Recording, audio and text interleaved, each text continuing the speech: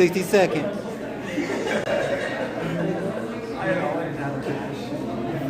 And action. You're good.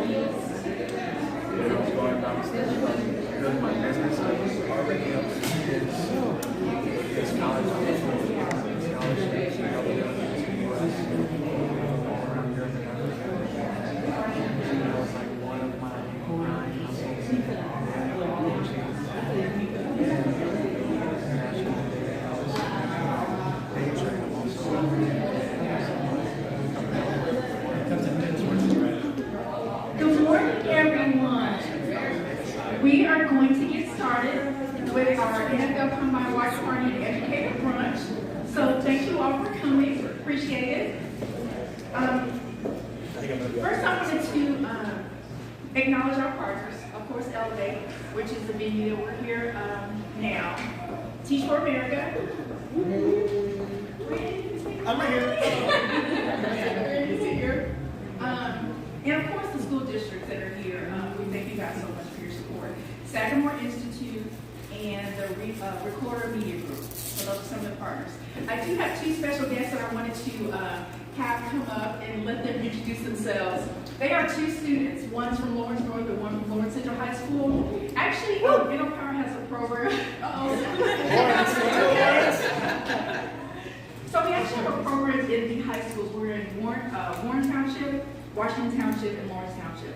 This is called High School to the Pros. So we kind of play on the sports theme. So most young people say, you know what, I'm going to go to the pros. You know, I'm going to be a professional baseball player or NBA player because you can actually go from high school to the pros. But what we're saying is, you know what, you can go from high school to the pros being a professional electrician. You can be a professional plumber. You know, so they are students in the McKinsey Innovation Center. So they are taking entrepreneurship class. So that's why they're here, because they have a dessert business. And so you guys get to taste it when you guys go back to watch the Combine. But I want to hand it over to them to let them introduce themselves. Hi, I'm Franchelle Jimenez, and this is my partner.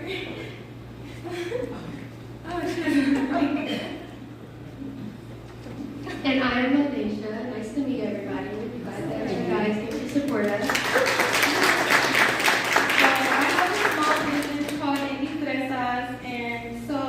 I decided to work with my friend and Mackenzie, and we've actually been making a lot of presentations and stuff about it because we want to take this more farther, not just keep it small. We want to make this a local thing in the community. So that's why we brought some of our treats here for you guys to try. We specialize in chocolate-covered strawberries. We wanted to make this accessible for everybody. We cater to all type of events, so we will have a QR code for you guys to scan. If you guys want to actually, order from us, we do delivery as well. If you guys do not want to come and pick it up, we want to make this something special and make it something that we can have for multiple locations. So that's pretty much it. Yeah, we do this for birthdays, anniversaries, anything, just for the theme. We match the theme. You guys will see. Yeah. Thank you. Thank you guys for listening.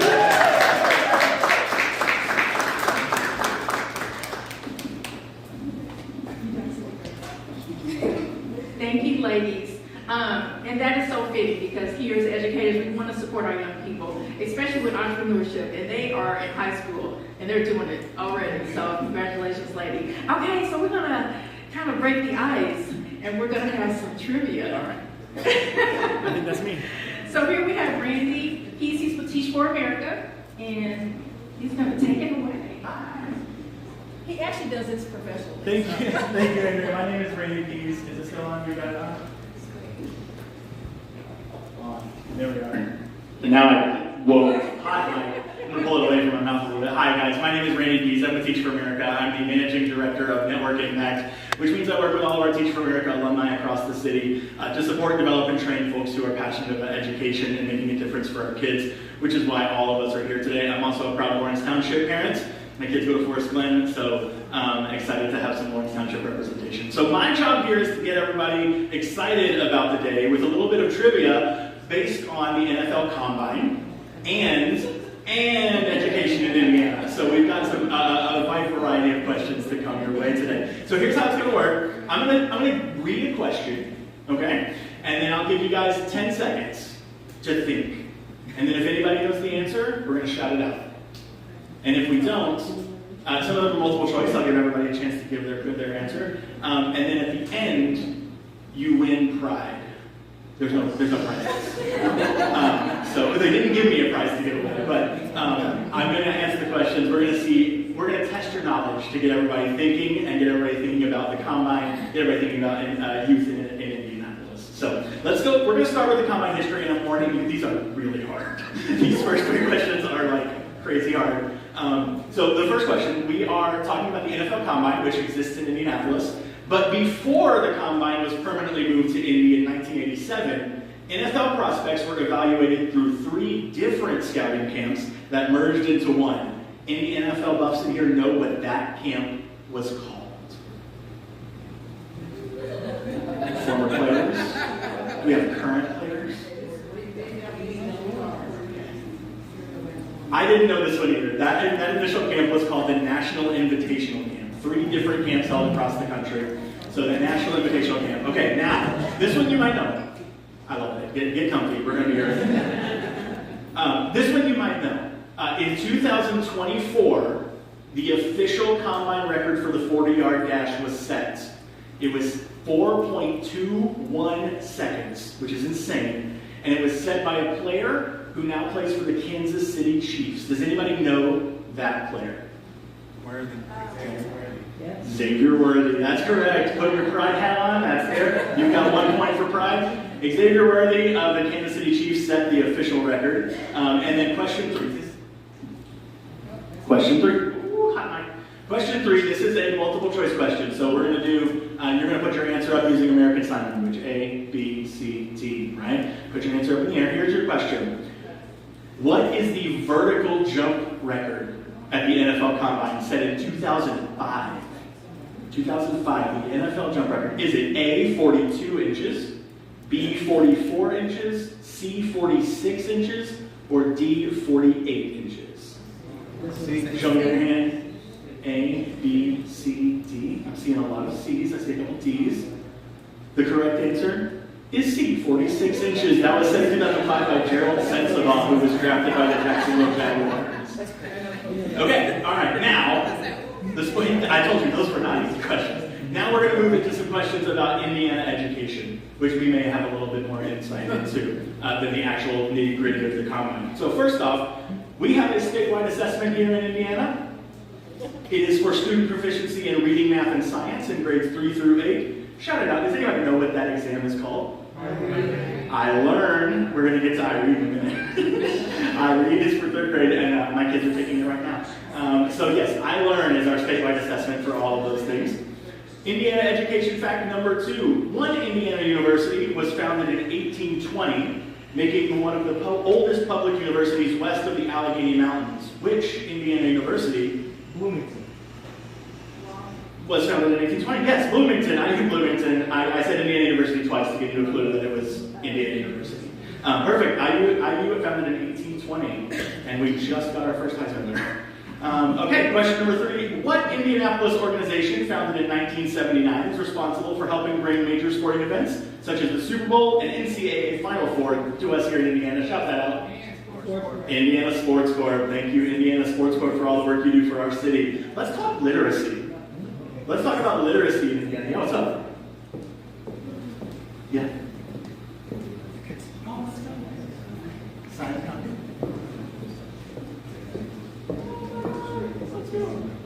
All right, so we've got a prize for the next set of questions here.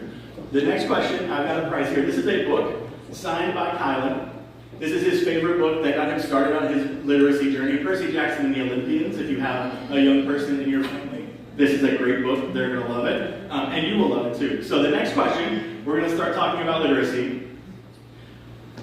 We're on iRead. Approximately what percentage of Indiana 3rd graders passed the iRead 3 literacy exam in recent years? So we're looking at a multiple choice question here. Let's see here. Let's see, how am I going to give this prize away to a multiple choice question? They're all multiple choice. All three are multiple choice. Okay, so I'm going to wait till I get to a non-multiple choice question. So I'm going to do that. But I've got your prize right here, don't worry. Approximately what percentage? Is it 70% passed by read? 82%? 90%? Or 96%? Show me with ASL. A, B, C, or D?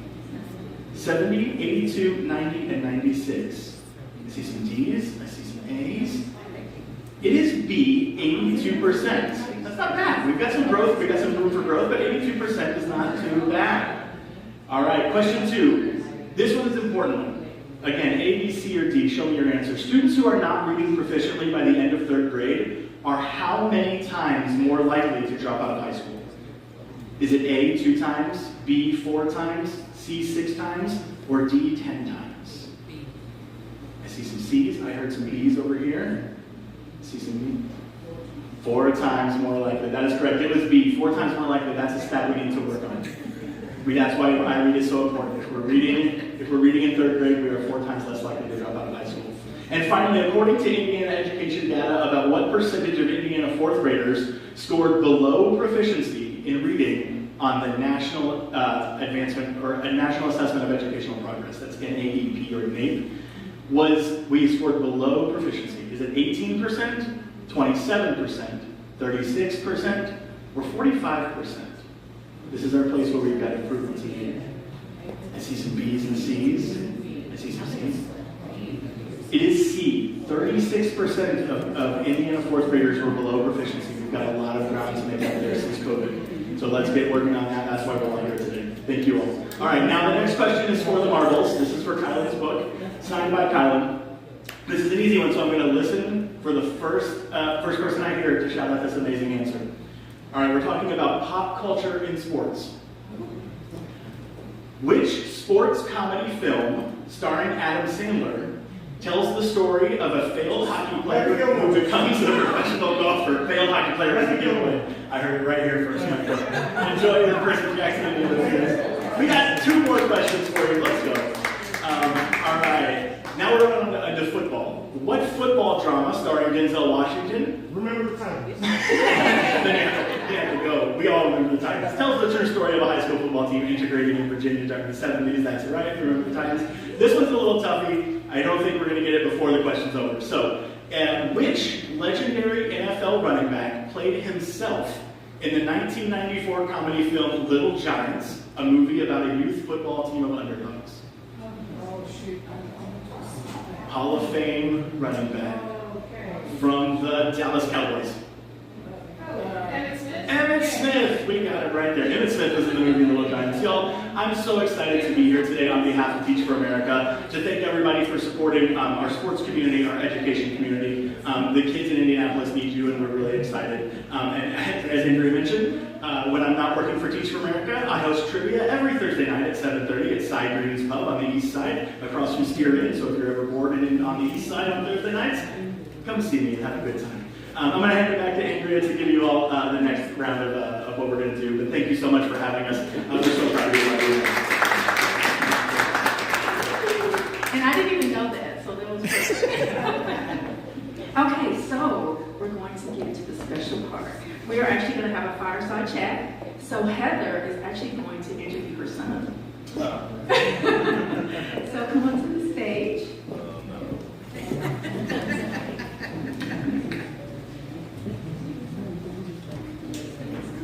Thank you. Am I under oath?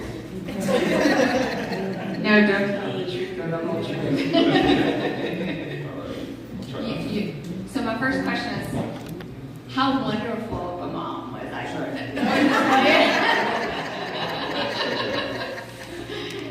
So, I think if you know anything about Katie's kids, we've kind of projected about the one-to-one match. But one thing I do think is valuable is hearing Kylan talk about reading. It was something that he didn't always love, but he came to love. And I think when I ask him, the first question I'm going to ask him is books or device to read, right? Because I have a very strong preference. If you ask me, I want a book. on a book. So what is your preference, book or device? I mean, I think you already answered it. I already know, but they don't. 100%. I am a tactile feel kind of guy. I like having the book in my hands and being able to flip through the pages. Even like, it's gonna sound weird, the smell of the book, like the smell of the pages. You know, it's like, it's like right where I need to be. But you know, I realize, you know, there's a lot of people who have different ways of enjoying books. I know my wife, for instance, she swears by audiobooks. She'll go through almost as many books as I do, but she just loves listening to them. And I really like how many different ways that, you know, people are being able to access reading nowadays. That's really cool. Okay, so do you want to tell a little bit about your journey into reading and where that's taken you? Yeah. So I remember in the start, I had trouble finding what I found entertaining, what I found interesting. I tried to find my niche, and it took me a while. And I think my mom mentioned she was like, I tried to get you to read the Magic Treehouse books. I'm not feeling it. I kind of took some experimentation, and you know, I actually talked with my librarian, and she finally recommended, you know, Percy Jackson, and then, you know, about the whole story I got into reading. But it took a lot of experimentation. And I've talked to all the people that I've talked to who either with themselves or with their kids, they always ask me for recommendations, and I'm like, well, what do they like? What do they find enjoyable? What shows do they like? And it's almost just as fun recommending good books and good series to people as it is finding new ones. I know every time I meet somebody, they always ask me for recommendations. They're like, dude, that last one was fire. Please send me some more. So I'll always send them. And now I'm finally getting to the point where I've got such a large network of book advocates, and I've got like quite a backlog to go through. Because like they're now recommending me series that they'll think I'll like that I haven't read. So I've actually got quite a storage unit of books to get to when I get home. That's awesome. So can you share with everybody, how did reading open doors for you to make it, not only make it to the NFL, but graduate from college? I think one of the little known facts about you is that you were first scheduled to go to Harvard and play football there, which as a mom I think is a great bragging point, right? Yeah. It does also sound really cool. Not too many moms can be like, yeah, my son's going to Harvard. Yeah. I did an okay job. No, yeah, definitely literacy, you know, from the early age definitely helped me be more eloquent with my speaking. Gave me a lot of confidence, you know. I never felt like anyone was talking over my head, you know, using big words, you know. I was like, oh wow, this guy knows vocab. So yeah, definitely I feel like it instilled with me like a baseline of confidence, being able to converse, being able to read about a bunch of different situations and different scenarios. And I don't know, I think I talked about this in a different chat with my mom. I think reading just establishes just a baseline confidence as a kid. And I don't know, I can't put words to exactly why there's a confidence that's like being created there, but it does. So yeah, I think that's why it helped me academically succeed, because I always entered the classroom knowing that I could conquer with whatever it was, whether it was SAT, ACT, whether it was, you know, Gen Chem. Yeah, I know. I always felt like I could handle any problem that was thrown my way. Okay, so as an NFL football player, there's many ways that you could give back to the community. Right. Why literacy? Why literacy? One, I enjoy it, as you guys can probably tell. Two, there's an obvious tie-in with, you know, my parents being teachers, and, you know, they were big advocates for me being, you know, great students in school, and, you know, I'm like, oh, well, what's a great way to give back? Books. And also, you know, the third thing is that it is one of the biggest foundations of, you know, children's young learning. You know, literacy rates, you know, kind of started to stagnate and even dip nowadays, and it's really important that doesn't happen, because, you know, education is education, and, you know, the stronger the foundation, you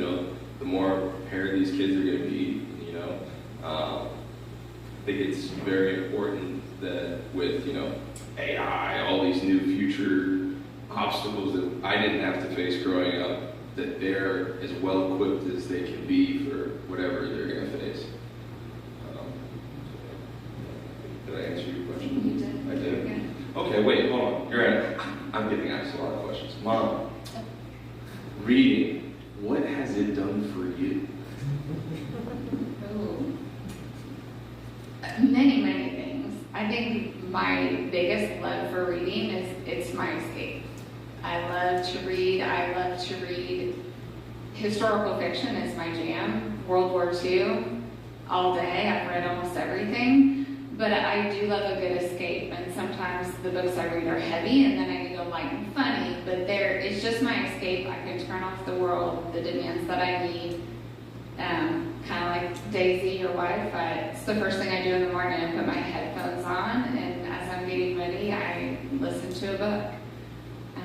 But it opens doors. It's educated me. It's made me a more well-rounded person. It's let me live other people's experiences. And like you, I love to recommend a good book. I keep them in my little app of all the books that I've read, and I set goals every year. And it's just powerful. Very nice. Very eloquent. Very good job. Good question. You want me to ask you another question? I'll ask you a question. Ooh, what's a good question? Okay, so what reading's done for you? So, you hear about my side on the whole match system. Give me some of your perspective on, implementing the match system with me and seeing my reading journey. Your perspective. So I have lots of good stories to answer that for. We live literally across the street from the elementary school that Kylan went to. And he had a first grade teacher that was a first year teacher, which, how many educators do we have in here? Okay. God love a first year teacher, right? Like, I've been in education forever, and it was this young gentleman, and I thought it would be powerful to have that as a role model for my son, but bless his heart, like, he had no business being on his own yet in the classroom. I gave him a semester, and Kylan was all boy. And for the educators, you'll understand what all boy meant. He was going to talk, he was going to entertain himself. He might have been slightly smarter than the teacher that was in there at that time, of being able to get away with stuff. But ultimately, I moved 10 classrooms halfway through the year. And he got moved to, who has become one of my very best and most dearest friends in the world, Miss Dunlow's class. And he was hanging in at first grade, like he wasn't lighting the world on fire. And by the end of the year, she came to me mad, and she was like, "You will not believe what your son just did." I was like, "Oh." You had to say a quick low prayer, like, Lord knows what he did. But she was like, "He just tested out of a 5th grade level.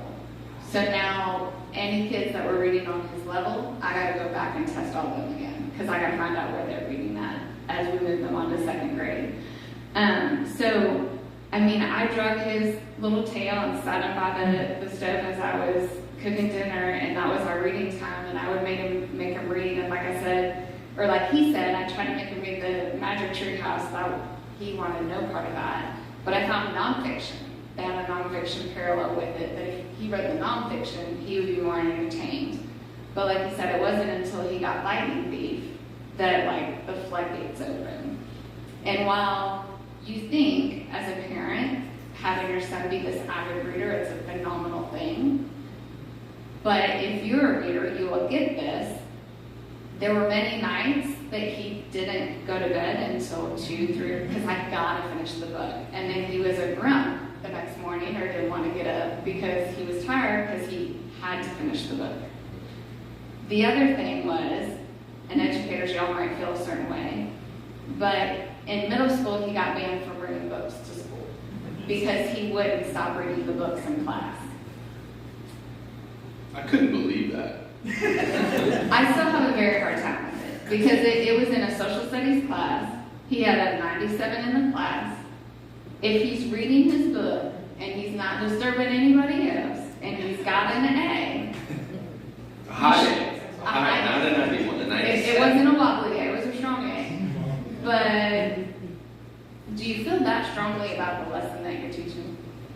Because when they took his books away, guess what he did? He then entertained himself. He was going to talk to somebody else that probably needed to be paying attention.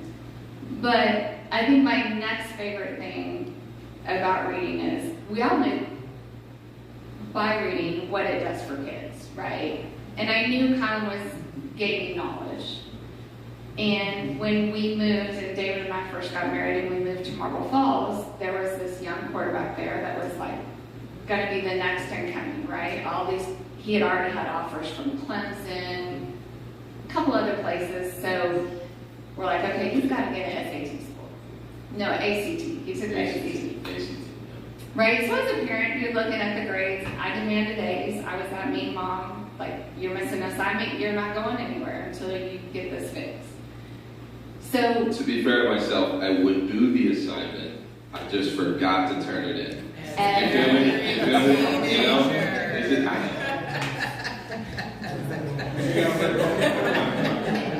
all the time. It was painful. I'm like, but you did it. I forgot to turn it in. But anyway, we decided he needed an ACT score. Because if coaches came to look at him, we could say, these are his grades, he's got this ACT score. We were hoping for a 24. Hoping for a 24. I don't remember it being that low, but okay. It was like, because that would get him into quite a few schools, right? Like, okay. So then I remember he called me at work. I was at work, and you're like, Mom, I got my score. I was like, what was it? He was like, a 31. I was like, hold up. If you were this smart, because 31 is not anything to wiggle your nose at, like, why are we struggling turning our work in? Like, why is this even an issue? And there better never be a slippage. But it was a proud moment that, like, we really didn't do much prep. We didn't really he didn't get the big fat book to practice. But I think through reading, he was exposed to vocabulary. He was exposed to all the things that built his foundation and built it strong, that it opened so many doors, right? Because we knew at any point, anything can happen in sports, right? But they can't take away your education. They can't take away what you know. They can take away a lot of things. They can put roadblocks in your way, right? But if you are smart, you can outsmart the best of them, right? And I think with KG's kids, that's what we want to make sure that, like, every kid has a chance, right? Because I was a single mom for a long time, and there was a lot of barriers and a lot of things that we faced, but we figured it out, and I knew, and that was why reading was so important to me. You're gonna cry.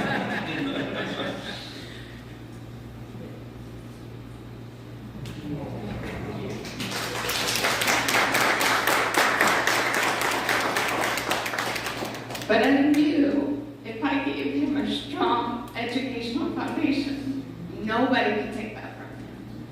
You know? Like, there were a lot of things that were hard. But if I gave him that, no one could take it away. Yeah, I'm smart. No, but even talk about giving me the tools to be successful, even outside of, you know, being able to be a football player and, you know, have this nonprofit, giving back, just being outside of sports, it's having the foundation of reading. I mean, I remember during COVID when we were all locked down inside, you know, had nothing to do. I went down a rabbit hole about ants, and yeah, I know, ants, you know, little things, you know, bite you sometimes. Yeah, not only did I go down a rabbit hole, I actually have a patent around ants now, so that's what reading will do for you. Like, one time you'll be locked inside for a year, and you'll make some technology around insects because you find them fascinating.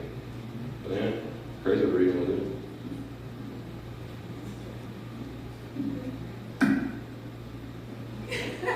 Do we have questions from the audience? This one we transition. Oh, that's right. Yeah, questions from the audience. And it doesn't have to be about reading.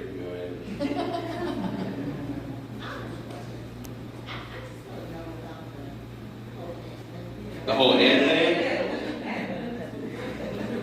I can't get too specific yet. It's pending, but I can tell you a little bit about it.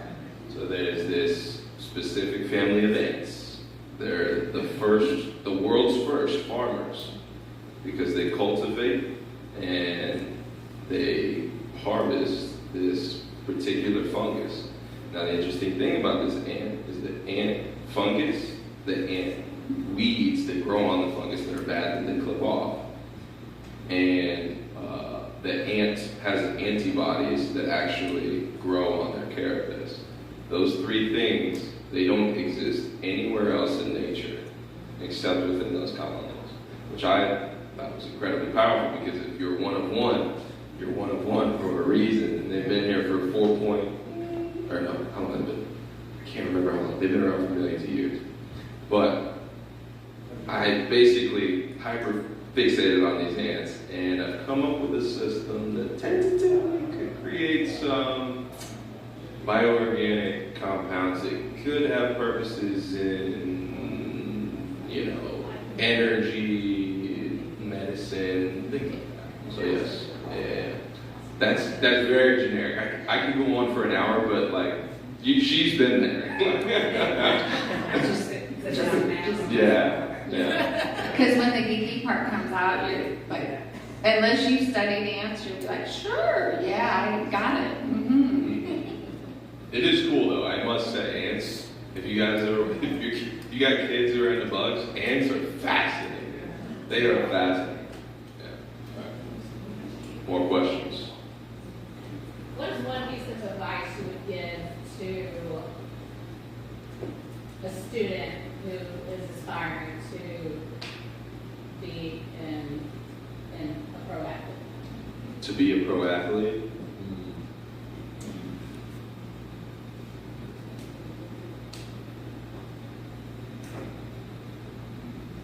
I would say our approach was always have a good educational foundation, because it is so much more enticing to a coach if they do not have to worry about you passing whatever standards to get into that school are, which is why it was so easy for me to eventually get into Rice, because I didn't need any help. I didn't need to be like, hey, well, his score is within 2 points of what it would be considered to get up. I was well within the grounds to be there. And so, as I'm saying, is you can open a lot of doors in whatever you do, whatever sport it is, just by being smart. Because then, not only does that mean you can handle your business in the classroom, it probably means you can handle your business on the field. Because in order to have good grades, you have to have good habits. You have to actually study, and you're probably a good character at that point. So it checks a lot of boxes rather than just one box being can you play? So I would say that's probably my biggest advice. Well, and even as a parent, right? So I don't know how many people know Kylan's story. Kylan was not coming out of high school the phenom that you would project him to be as now an NFL player, right? Going into his senior year, he had no D1 offers. And then he broke his leg in fall camp. So he was going to then sit out. But because he had a strong foundation and he had a great GPA, he had good test scores, he was a smart kid, it opened doors that would have opened for him had he not had that. So that's how Harvard came into play. He got offers, I think, from every Ivy but you. And then Rice opened the doors. Had Kylan not been smart enough to get in on his own to Rice, he would have never stepped foot on a D1 football field. And so his journey would have been different. And I had a conversation at my daughter's school yesterday that, everything has to align and happen at the right moment. And if you believe in a higher power, there's some divine intervention, I believe, along the way. And those all aligned for Kylan to make it to where he is today. But you have to have a plan, right? Because even if you make it to the NFL, he's a grandfather at this point because most don't make it even the 5 years that he's played. So what is your plan B? You know, what have you set forth and set forward to, like, you're not going to be a football player your whole life. So what are you going to do after football? Ants. Yeah, I am considered old now. Average is, what, 3.5 years? 3.5 years, so going on year 6. I'm an old man now. Any other questions?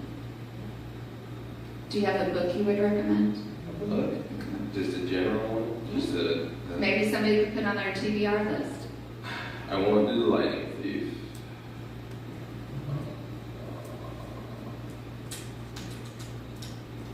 What age? They're all adults, so. If they're going to recommend it to kids, I gotta know. Because there's some that are like young adult, there's some that are first grade. I'm ready for first grade. What was the one? Ghost Boy. Mhm. That was a good one. But that's probably. Is it? Yeah. Dang. I made him read Ghost Boys. I like the banned book lists. Mm. But Yeah. that one was very powerful. What about Fahrenheit 451? That was. That's a terrible recommendation. First grade. Man, what was I reading? I guess Magic Treehouse, but you said I didn't like it.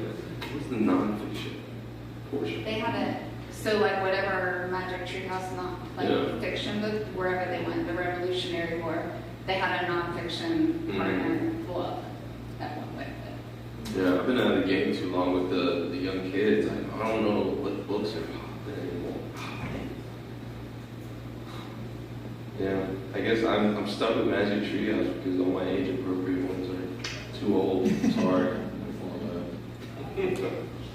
But yeah, if they're a little older, you know, Lightning Thief, that's a good one. That's a good one. But if they're young adult, ooh, I feel like they're like teenagers and like starting to get to my age. Stormlight Archive by Brandon Sanderson. Woo! It's supposed to be a 10-book series. I will warn you. I think there's only 4 out. So you're going to be waiting until 2042 till book 10. So you just strap in, just enjoy those 4 books, keep reading them on repeat, and wait for the 5th one in like this year, I think, or next year. I can't remember. But I swear by the Stormlight Archive. Red Rising series, that's also a really good, fantastic series. Aragon, oh, if they like dragons, magic, and then you could do a classic. I'm finding it harder and harder for people to enjoy Lord of the Rings, and I don't know why, because it's still a good book. Like, they're still good books. They don't know that people are losing taste nowadays. I'm trying to think of any other books.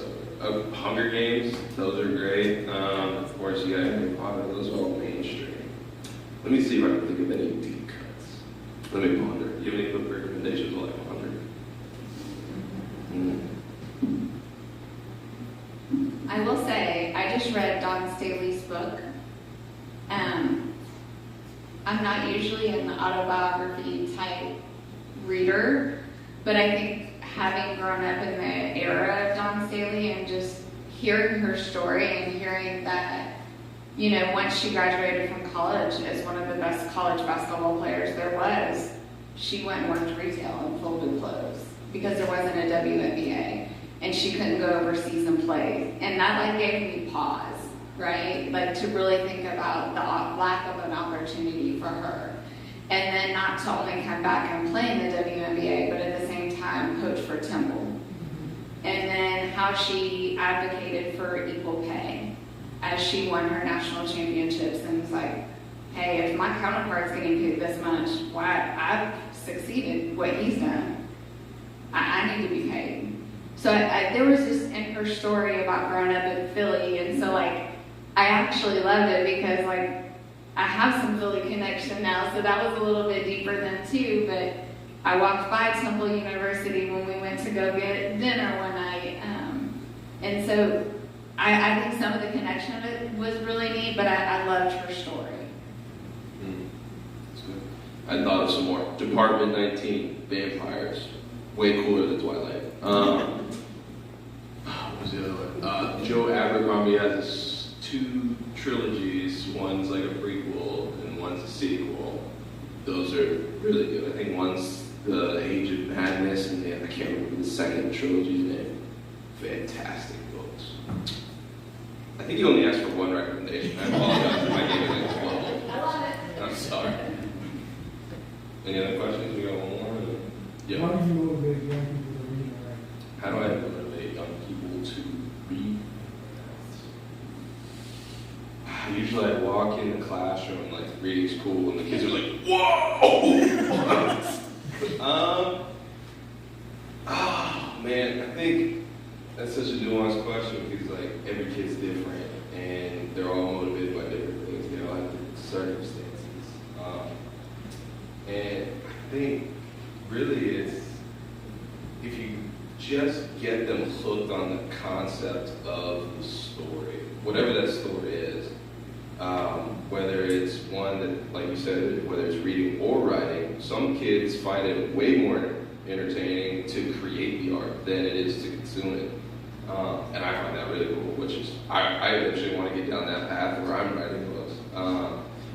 But I think just getting them to think, like, oh, well, you know, I never really considered it through this lens. Like, you know, wait, hold on, I can actually make my own characters. Or, you know, for me, when I was reading, if I could see myself in the character, or I could see myself in the side character, if I found myself at any point in the book going, why did you do that? You know, that's how I knew I was connected, because I'm like heavily invested now. So I think finding some way to just get that hook in there, to get them bought in and seeing through the lens of a creative or a consumer, I think that's how you get them. What about the math system? They know about the math system. Not everybody. Y'all talk about it? Y'all know about the math system? We didn't talk about it today. I feel like we've talked about it so much. He asked, so this is. You ready? Buckle up, the math system. I was a terrible mom. I fear for the children are about to learn. And exactly how cruel the world can be. I mean, especially today, it's probably way more applicable than it was back then, because back in the day we didn't have smartphones or devices of any sort. We only had Xbox. Mm-hmm. And he loved Xbox. Well, it was Xbox and it was my TV. So if I wanted to change the channel to my station, what I wanted to watch, or if I wanted to play Xbox downstairs. Yeah. So anything electronic. Mm-hmm. That was me. He had to read in order to watch TV or play video games. So if you read for 30 minutes, you got 30 minutes to watch TV. And when 30 minutes is up, it goes off until you read again. It had to be supervised too. It wasn't where there was no trust.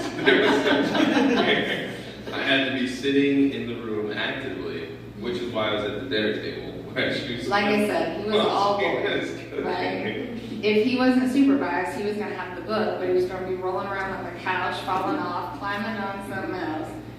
So, but what ended up happening is, if you can find the right book, if you can get them reading something they enjoy, then they will read longer than they intend. Because the story is so good that I can't go to bed and go to sleep, because I have to see how it ends. I have to see how this battle finishes or whatever. Mm-hmm. And some people are lucky. Some people, the first book they read, that's a perfect cup of tea. Some people, like me, it takes a little while. And some people I met, like, they still haven't found their book. And so, I remember I was talking to my tight end coach. I was trying to get him book recommendations. He's like, man, I was never really into reading. I'm like, well, dude, like, what have you read? He's like, I read this and this. Well, I tried this. And he's like, I don't have time. I'm like, audiobooks, man. So, yeah. I mean, the math system was great because it forced me to read. Forced me to interact with the content. And then eventually I was like, oh, this content is incredible. But we also did so I tried to make it fun, where we would read books that became movies. So we would read the book and then go watch the movie. I don't think anyone here think that movies are better than books? Yeah. So we have way too many readers in here. Exactly. Because then you go see the movie and you're like, Wait, why did they cast? That's not what he looks like in life. Wait, they just glossed over that? Yeah. Okay, so like I said, I tried. Yeah. Speaking of pet peeves with books and movies, there was one instance a book did this. I think it was Red Rising. From the first book to the second book, this is my only gripe with the series. They ended on a point that was building to like a part 2, and I was like, oh yes, part 2 is about to be incredible. And then I started the second book. Not only did they not talk about what they were building up to, but it was past what they were building up to, and they only reference it briefly in flashbacks. I'm like, the whole first book was building to this moment. What are you talking about? Please go back. Yeah. Sorry, I had to bring that up. I don't know why. I talked about that with my mom the other day. I don't know why I had to talk about that. If you can't tell, he loves reading. How we doing on time? Yeah, I want to get a better time to do Oh. the rest. I'll get out of here. Thank you.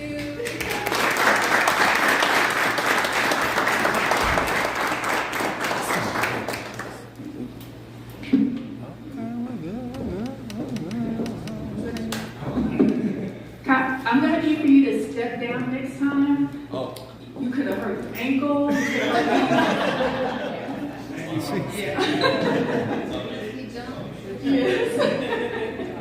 Look, he's still a little kid at heart. This is, if anyone needs to use the restroom or take a quick break, this is really the special part of this. All the passion of reading and literacy that Heather and Colin and David, his dad, were talking about, or just have a passion for, now you get to actually see it in action. So I just want to hand this back over to Heather. So Emil approached David, who then I got a phone call and was like, hey Heather, there's a struggling reader, what would you do? Because my background is I have taught every grade from kindergarten through 8th. And I taught the longest in kindergarten, and that's where magic happens. I always reference it to being kind of like childbirth, because you forget how bad it is, and then you have that first day over again, and you at the end of the day, you think you're going to die because it's so much work. But to teach a child to read and to see the light bulbs go off and see the confidence build is one of the most powerful things in the world. Sorry to interrupt. The men's bathroom, there's a stall that's overflowing, but it is being fixed. I just wanted to... Oh, sorry, go ahead. Just want to step. And so one of the questions was, if you could build a tool, especially with AI now, knowing what we know, how would you help engage students in reading, right? So we have worked with an AI engineer, and we are beginning stages. We're moving along. We've got some things. So some of the things we wanted to share that we've already built, it's got, of course, Kylan's story on here. As the science of reading has come out, and it is kind of that buzzword now, one of the things I currently serve in IPS that and teach there, and one of our struggles is getting access to parents and letting them know what that is. And it's intimidating to come to school and not know, right? So what can I do to give them confidence in what they need to know to help their students? So there is a brief little thing here on what is science of reading. How do I teach kids to read at home? Because there's a lot of parents that are willing to help. They just need the tools. As we've talked about, finding Kylan's book was a tricky thing, right? And luckily, we had some great people in our lives that helped him get to there. So we have built a KG's Books Finder, because we believe once you find your book, you will be hooked on reading. So in here, you can click and say, what do you want to read about? And so I always kind of default to dinosaurs, because Kylan loved dinosaurs when he was a little kid. So if you type this in, it will then prompt you. And do you want me to go through the whole thing?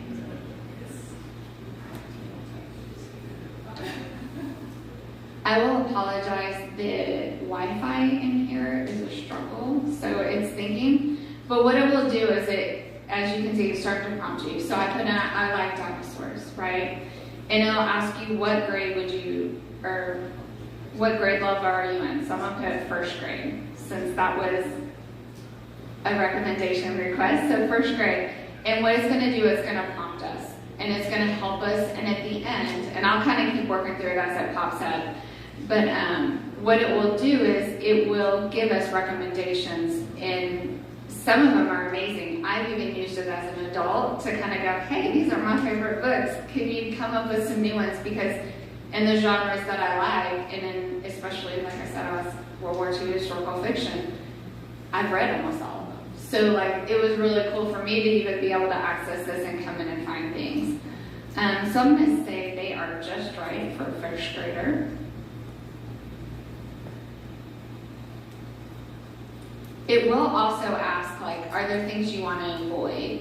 So, like, I don't like scary.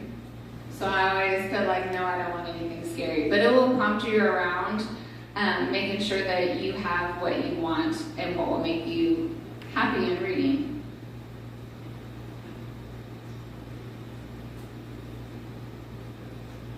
So I'm here, I don't know if you guys can read it from back there, but it asks, like, do you want a book that makes you laugh, gives you an adventure, escape, make you think? And so here are the recommendations. So dinosaurs love underpants. If you've taught elementary school, that's a familiar one. What I like about it is it connects to Libby, Goodreads, and even Amazon. So if a parent's at home and like, yes, let's go ahead and buy that, let's connect to Libby because I live with Libby on my app. That's something that as a district or as an administrator, you could connect with your parents about downloading the Libby app and having access to books immediately at your fingertips, right? We don't need our classmates. That's another fun one. Danny and the Dinosaur. So it gives you 4 different recommendations to hopefully help you find your book or extend your reading. At the end, after the 4, you can even type in, give me more, right? And they will, oops, I can't talk and type at the same time. But it will continue giving you additional recommendations. The other thing that I'm kind of passionate about, as I'm now an interventionist, in finding things for kids to read is challenging, especially as a parent, right? So if you have a beginning reader and they need decodable books, there are not very many decodable books you can go pick up and buy. Even the little ones that say step 1 and you think you're doing a good job as a parent, you're buying them and you're taking them home, but your kid cannot read it because they're not that advanced. So what this will do is it will also allow you to create a story about what your child wants to read about. When Callan was little, he loved football. And the only way I could get him to write, so he learned to write his letters, I bought him football pencils, and we wrote every team's name. And that's how he learned to form his letters, because he would take the Giants pencil and write G-I, but that's how I taught him to write, because that was what he was interested in, and that's how I got him engaged. Same thing about stories, especially for some students that are hyper-fixated on certain things. You could create as many stories as you want about dinosaurs, I have a student that is obsessed with logos. He loves every logo, and so he could read every history of every logo, because you can choose if you want it to be fiction or nonfiction.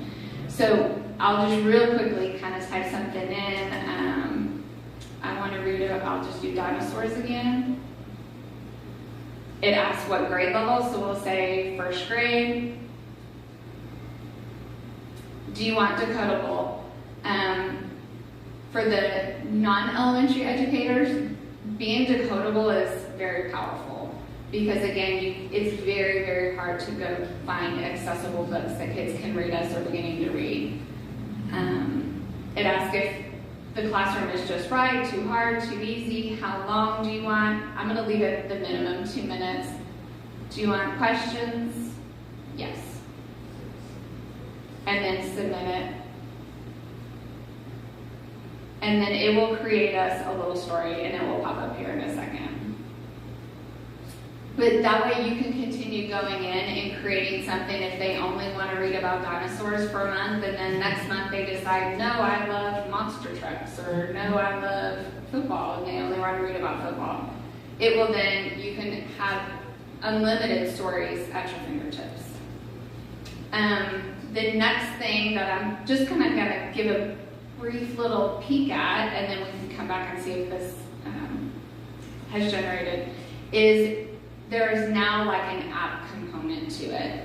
And it gives a little bit friendlier for the younger people look to it. So this is Kylan's Literacy Lab, and here he is as a little cute football player. But what it will do is it's now a clickable AI tool for interactive stories. We have phonic games. There's still the book finder, the story generator, but it looks a little bit more kid-friendly. And then you can access it that way. There are a lot of other tools over here on the side for parents, how to help your students. So there's a homework helper, explain like I'm a teacher. So when parents get lessons home that they're not able to help their student on, you could go in here and this is going to help walk you through how to help your child.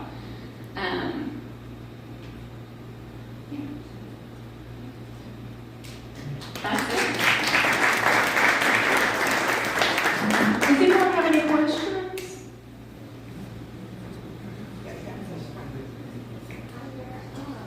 Is this useful now? Dave, that's more of your question.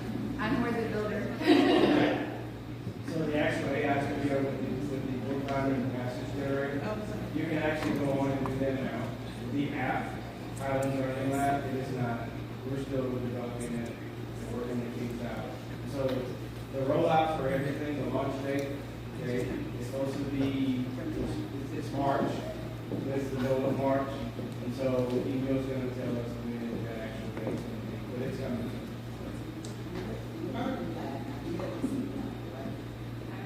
It's Kylan's Literacy Lab. That was not online at all right now. The KG's Kids AI Studio is online. You can go on, do the book finder and the passage generator. But the app, Kylan's Literacy Lab, will be on, I will say, a few weeks. Maybe I haven't given us the exact launch date, but it will be launched.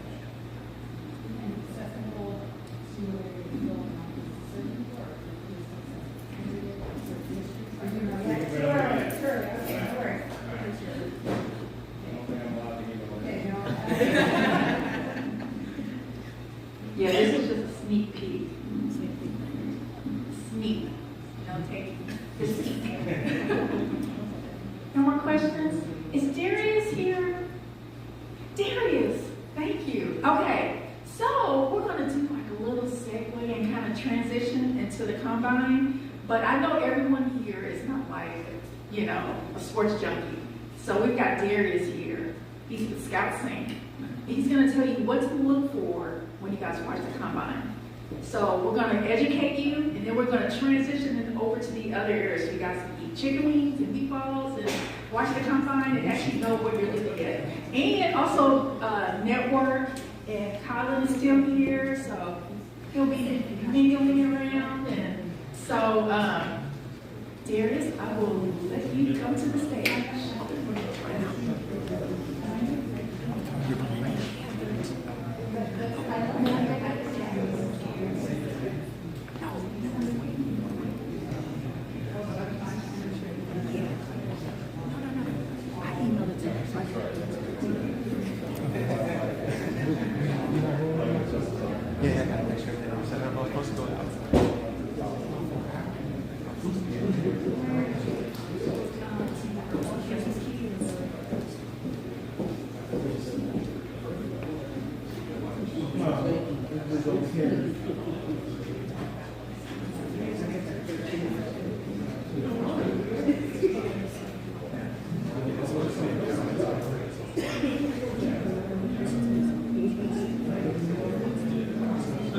So it'll be hard to follow that, but thanks everybody for being here today. It was a great opportunity for me to also be here. There's educators in here who teachers at HAL. Anybody from HAL? No? Marshall? No. All right, but so my name is Darius Willis. I'm from Indianapolis. I went to, in middle school, I started out at Howe, then transitioned to Franklin Township, then John Marshall, and then in high school back to Howe, and then back to Franklin Central. So I was all over the place as a kid, but it was a great opportunity for me to be able to be exposed to opportunities from different schools. And my focus and my passion was also not as much reading, but more into sports and using that as a tool to elevate me, to get me out of my opportunities. And so I just moved back from Switzerland. I just spent the past 10 years living in Switzerland. I'm back here in my hometown.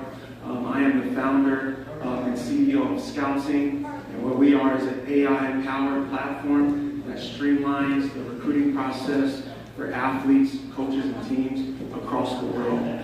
So a little bit of Scouting, you just got to see the AI here. We use AI as well to help educate athletes, parents, coaches, how to navigate that recruiting process. What do I need to do now in this area of NIL, transfer portal, different things. There's so many tools that we use AI as well, but the biggest niche for us is on the scouting and the full recruiting process. We're starting with football, basketball, and soccer, but we're then opening up for all sports. And so this is where we are. Oh, let me go over here.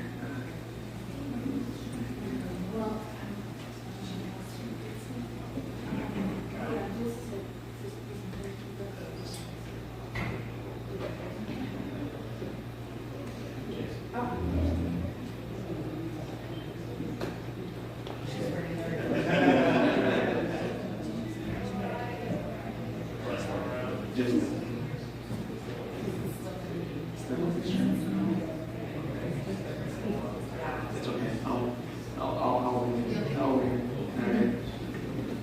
So I was a 5-sport athlete, and I had the opportunity to go to Indiana University.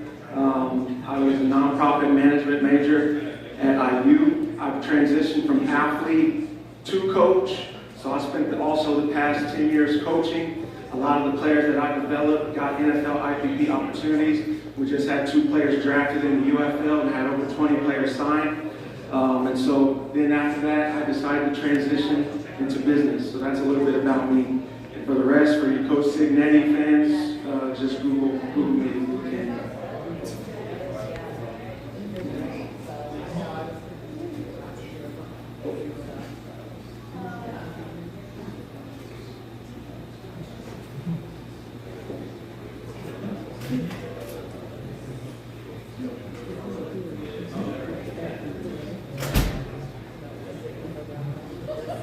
So now we're going to transition a little bit about the combine. I had the opportunity to go through a little combine myself, doing a regional combine, also a pro day, but not this NFL combine. Back in my days, there was a super regional, so if we didn't go to this one, then we got the invite to Detroit. So that's where I got the opportunity at that time for the combine. And what we look at is a lot of different things. So as you educators and teachers in this room, we go through a lot of study, prep, years of repetition, drills, and what these guys, what you'll see today on the combine, for those that follow and look, it is so much bottled down into seconds. Just seconds. This is your ultimate job opportunity for this whole situation. So it's a great narrow way into the path of what that looks like for NFL players.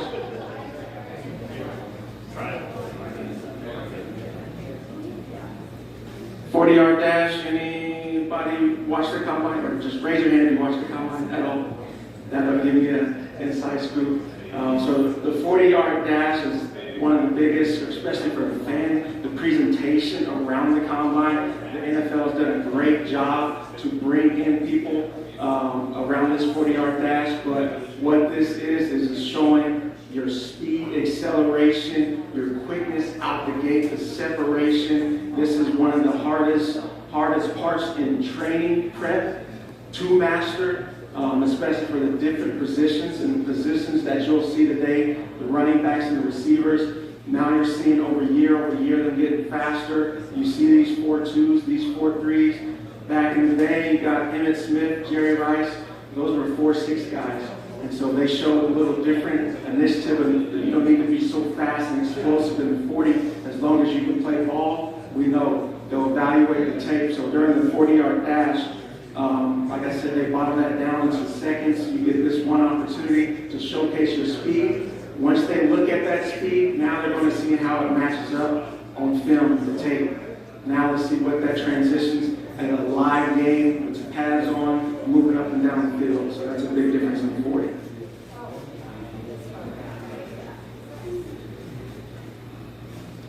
Another opportunity you'll see the kids do today, there's a lot of routes, especially for the running backs and receivers today, going through the route tree.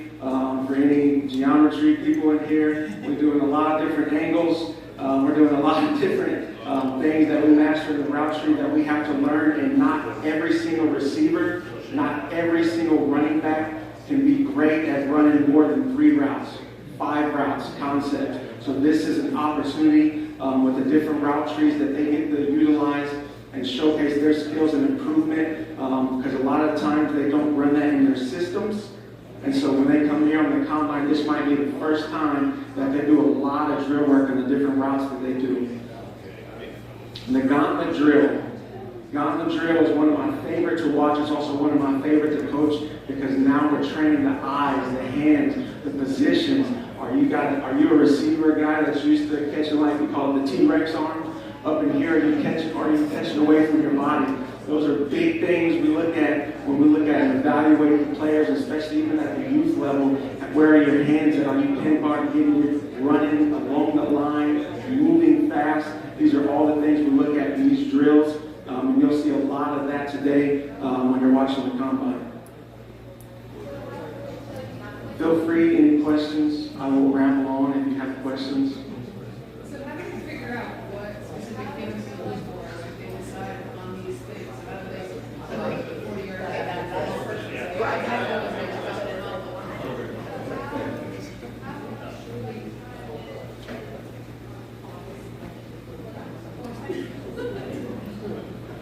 Sorry about that, I guess I wasn't loud enough. So how do they come up with what skills they're looking for specifically, like the 40-yard dash or these gauntlet drills? Is it based on, and how are they able to judge based on what they've chosen? Because I don't know as much about the combine and why these skills are specific. Can you explain that a little bit? Yeah, great question. So these drills, it goes many years back before I was born, from these testing, and these are the main focal points that they look at from the different body positions and what it looks like to play the different positions. And so not every drill is as high impact importance for every position. And so, but we get to see them at every position when you do these drills. So as you got to see the alignment, the defensive lineman for them, a lot of the 40s, especially as you see the offensive lineman, the 40-yard dash is important from that 10 to 20 yard compared to the full 40-yard dash. We want to see how explosive out the gate, because they're playing in the trenches, how fast they can move right at the snap of the ball, compared to as a running back receivers. Now as you accelerate from the 20, where's that game speed? Where's that transition, that separation? Are you elongating, seeking separation from the defensive backs? And for the defensive backs, you're covering fast receivers. So are you fast? Can you keep up with all these guys that go down the field? So we look at different things by different position groups. So it's an art to it, what we're looking at. Does that help you place people too? That maybe they might not know what specific position applies, like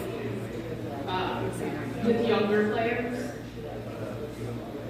Let me see if I answer this correctly. So with younger players, or how they're going to look at it, they know all about these guys before the combine. So what they do here, it is your resume, it is an added value, but if you fail here, you get a second opportunity at your pro day. So if you don't post the high numbers, your pro day, you'll be able to come back and say, I did bad at the 40 today, I'm going to do good next time. And for young kids, it's great to do a lot of drill repetitions. So we look at overtime. I played ball for 20 years. So if you're looking at all those years of repetitions, it's all compiled in this. And so as a young kid, it's important to master a lot of this. So when you get to this, it's just another practice.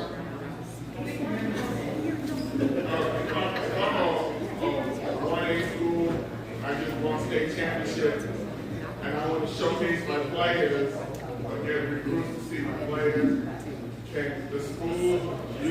Scouts thing, like with the players, can the players kind of showcase themselves on small high schools so scouts can see that? It's a great question. Now we transfer into a little bit of my product and what my product does. So yes, at Scoutsing, we have this B2B solution. So we were on board youth clubs, colleges, professional teams, high schools to be able to onboard the entire athletic department, each sport, and now showcase your kids. And we equipped it with a bunch of analytics, video analytics, machine learning tools behind the scenes to showcase how athletic they are compared to other athletes, either in their sport or in other sports. So this gives a great opportunity to everybody sees this D1 vision, but there's so many opportunities in the NAIA, JUCO, Division III, Division II levels of ball that there's opportunities for you out there. So this opens the playing field a bit, especially if you're not one of those high-end recruits that are top 5-star. This is another segue for you to get exposed because the college is looking at the transfer portal. Most of the kids that are getting opportunities are college first and then high school very last. Most college rosters only recruit 5 high school kids now. And so this is another way for you to look at NAIA as an opportunity. Any more questions? So with that, how is that information being disseminated to respective colleges? So I was thinking, so you help organize, get them information on that particular portal. How is that information being disseminated to all these prospective universities out there so the kids get some access or exposure? Yeah, good question. So colleges also utilize our platform. So say for instance, now we work with the United Football League. And so we send out all the players to them. We just have the 2 players drafted, a bunch of analysis looked over. So they look at the full rosters and the data in our system, or we can send it out directly to them. But the beauty of the platform is also kids can communicate directly through the platform to scouts, to agents, and then to the college coaches themselves. And in that, is there a way for the agents, colleges, whoever the decision makers are, is it a way for the students and their families to see who's actually looking at their profiles, who's been able to engage them? Yes, that is one of our features. So you can accept or decline if you want to talk to that person or not, but you can see who's actually taking notice of you at that level, whether it's somebody in international, especially for basketball or soccer, that's much bigger, so you can see if they're looking at you no matter where they are. So does the player create his own? So if I'm a player and I find out like I can just create my own account, my own page, put my stats up, and what's the cost to do that? Yeah, athletes and parents are free. We sell to the clubs and colleges and etc. So the athlete can go and create their profile. You say build your resume. I was a 5-sport athlete, so I'm sure there's a lot of parents in here that have multiple athlete kids. And so now all that data can be housed on one platform instead of having to switch between different ones for soccer or basketball or ice hockey here. Everything is in one platform and it's free for the athletes and the parents.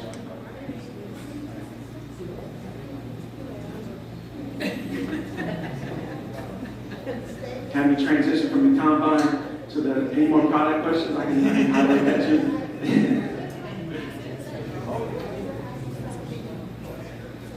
Any more specific combine or product questions? Well, since we're on this product, we're going to get your info all the way out to for all these good people here. Yes. So, as I understand it, so your market that you're targeting is actual entire programs, not necessarily individual families. Exactly. We target the programs from all levels. Right now, we sell the youth or professional. So we focus even now with flag football, getting bigger now. We work with the Swiss national team, so we onboard the Swiss national team and women's flag team to our platform, and then we're starting to do the same here in the U.S.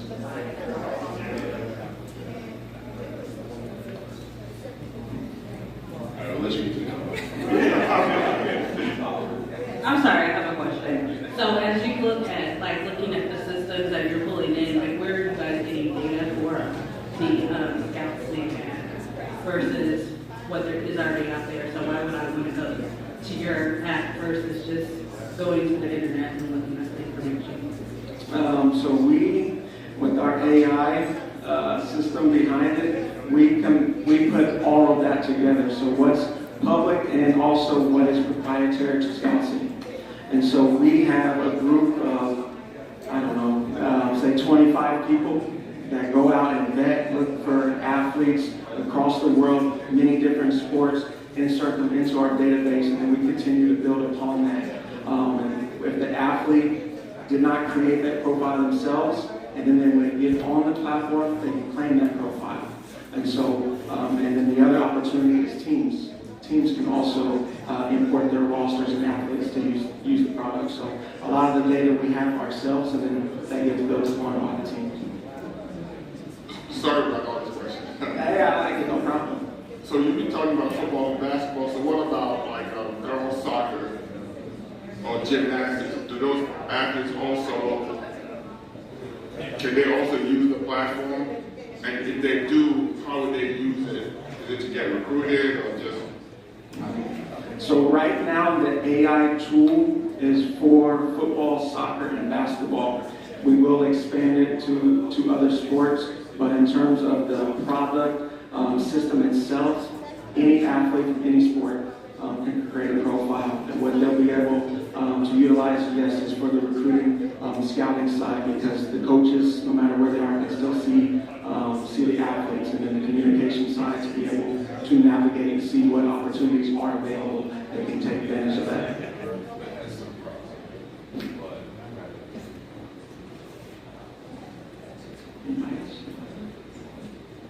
Oh, good. Appreciate the questions. Yeah, I didn't know I was going to do too much in Wisconsin.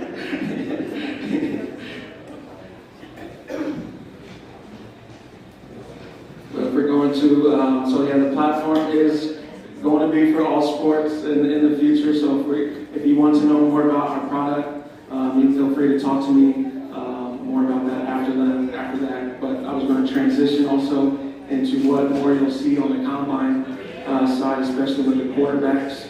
A lot of quarterbacks who are not familiar with the combines, that you do not see every quarterback throw. Did anybody guess why?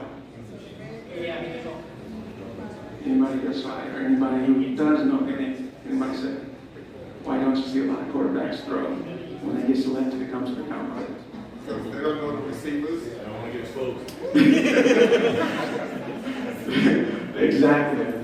So a lot of quarterbacks feel more comfortable throwing to their guys of what they've done all season. So you'll see like Mendoza, IU quarterback, he's not throwing because he wants to be and put on a show. And so in months of preparation for his pro day, they're repping him on just the drills and all the route trees and things and the timing that they would do for that particular receiver group.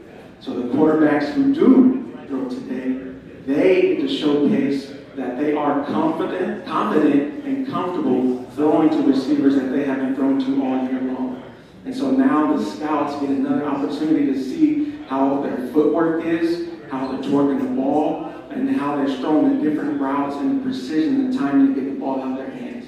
So this is a great opportunity for quarterbacks, and the ones like Simpson, who you'll see from Alabama, take advantage of that because he's confident that he's going to be able to showcase something to these scouts because this is his resume today. So that's why a lot of the times you don't see the best quarterbacks throwing at the combine. Yeah. So pro day, you heard me say pro day. So this is it's a little different now back since last when I did it. So this is an opportunity to where it's just your university or invited smaller universities. So for instance, Indiana University, say we'll have a pro day March 15th. Now all the NFL teams will go there and evaluate all the players that are graduating and entering the NFL. And plus sometimes you'll have smaller schools like Marion, UI, and all these schools that come. And so it's a super pro day with the smaller schools.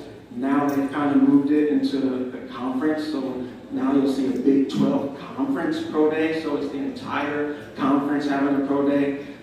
For me, I went through the Pro Day phase, and so it was a great opportunity to me since I didn't get invited here, but then I showcased what I was able to do. And then if you know the 40, I ran a 4.43 at 224 pounds. So it was a great opportunity for them to see athletes that not necessarily have a lot of tape or not big or invitees to the combine. So that's what a Pro Day is. So. Any more questions? I see the QR, but if you scan this QR, it'll take you to the website where you can learn more about Scouting. We have 2 products. Like I said, we support everybody in sports. We do a bunch of events. We will be going to Nigeria to do a soccer event. We have football events played in Canada. We do a lot of events in Switzerland, all across Europe, and then we are going to be doing events here in Indianapolis this year for football. So yes, feel free to take a look. Thank you.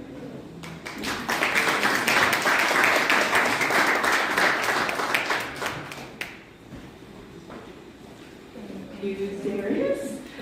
Are you ready for some football?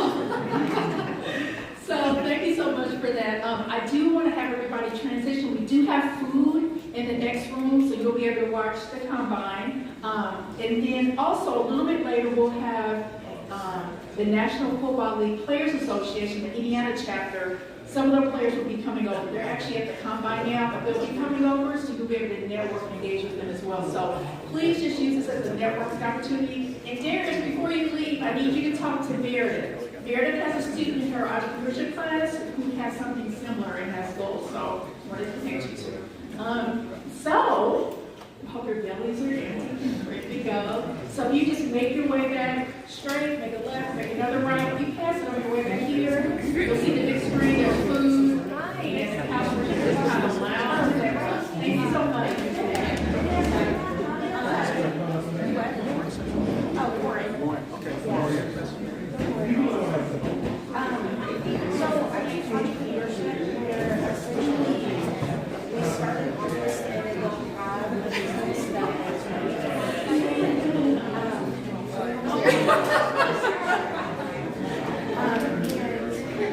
she has come up with this idea that she wants to try. And so she's like, of course, she's going to Tennessee now. That's great. They all get pushed out and get scouted. So she say her high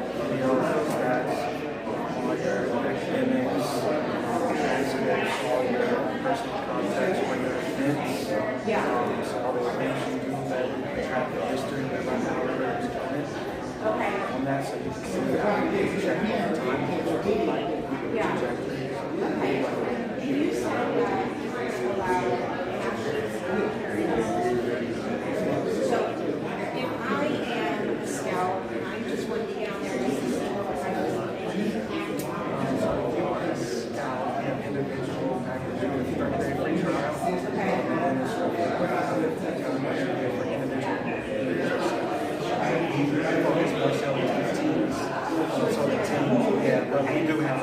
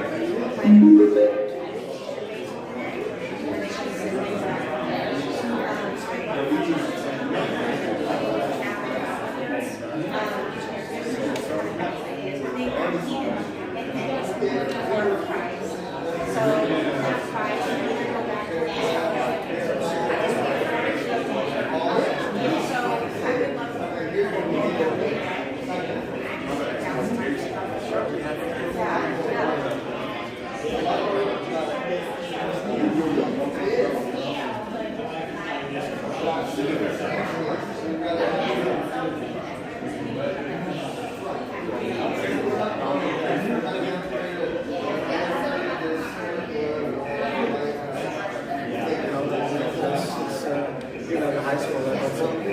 It's a big market. The market has so much. What's about for me? That's easier simple.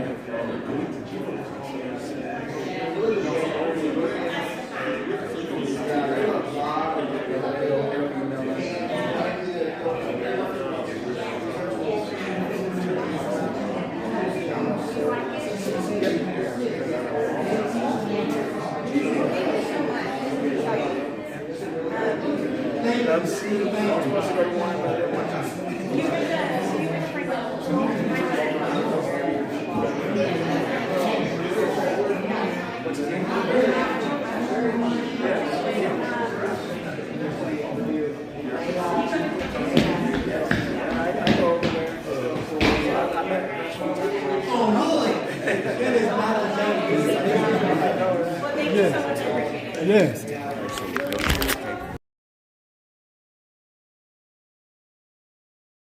It's occurring again, but I now am a television network provider. I'm talking about trademarked. Yeah, MSTVO, Must See TV Online. I own that. Trademark. Generational wealth. We changing the narrative. Fuck trying to go to them. We run this shit now. Yeah.